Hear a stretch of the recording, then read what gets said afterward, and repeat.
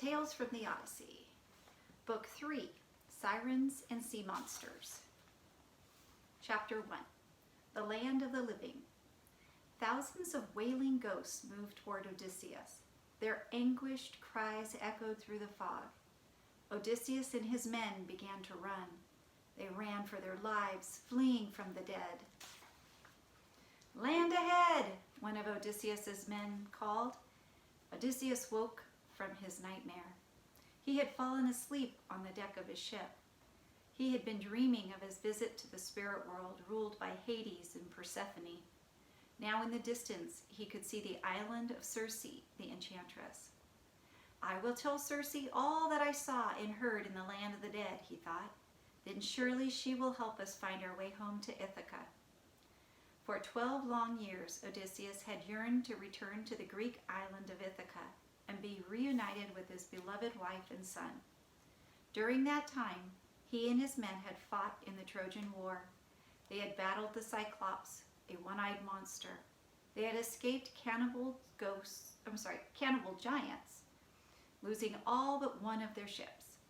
Odysseus had charmed the wily enchantress Circe, and he and his men had now survived a journey to the land of the dead, a journey from which no mortal had ever before returned alive. As they sailed now through Circe's sunlit island, the Greeks cheered. The island was covered with beautiful green forests and ringed by rocky shores. Birds sang in the trees as the Greeks anchored their ship. But as the sun went down and they dragged themselves ashore, a great weariness overtook them. Each man collapsed to the sand, too exhausted to speak. Lying on the cool beach, Odysseus stared up at the moon and stars. He pushed away all his memories of the land of the dead.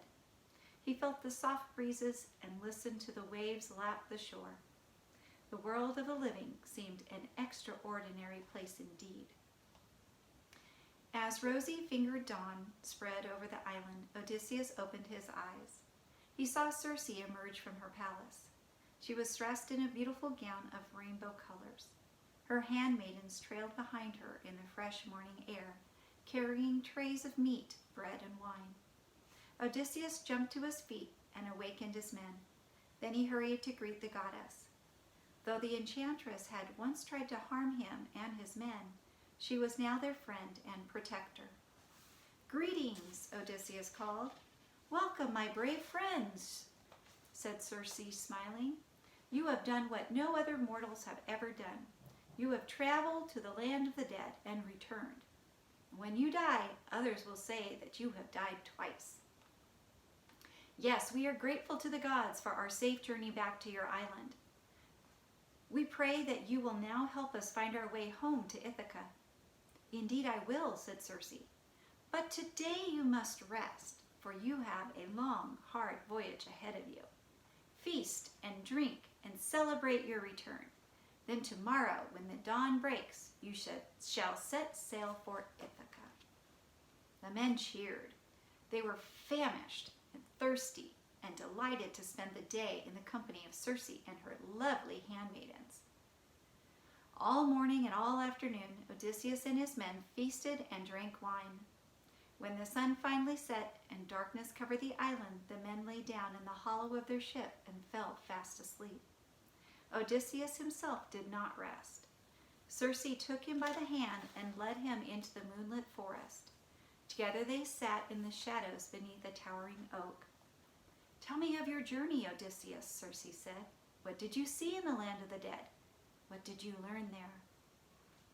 Odysseus told Circe about his journey to the gray kingdom of Hades and Persephone, rulers of the dead, and he told her about the spirits who had come forth, begging for blood so they might be restored to life. "Among them was my mother," he said sorrowfully. "She died of grief waiting for me to come home to Ithaca. She told me that my father and my wife and son still ache for my return. I spoke also with my friend Achilles, who was slain in the Trojan War. I spoke with the High King, Agamemnon. I saw Hercules, Sisyphus, and Tantalus. Finally, I spoke with the blind prophet Tiresias. And what did the prophet tell you? Asked Circe. He gave me wise counsel and warning, said Odysseus. This is what he said. On your way home, you will pass the island of the sun god. On this island, there are many beautiful sheep and cattle. Do not let your men touch even one of these creatures. They are much adored by the sun. Anyone who tries to slay them will meet his doom. You alone might escape, but if you do, you will be a broken man. You will find great trouble in your house. Circe sighed. Yes, those are wise words, she said. But before you reach the island of the sun god, you must brave other dangers. Listen to me carefully, Odysseus, for I am to speak of terrible things. But do exactly as I say, and you and your men will find your way home. Oh my goodness, will they ever get to go home? All right, until tomorrow.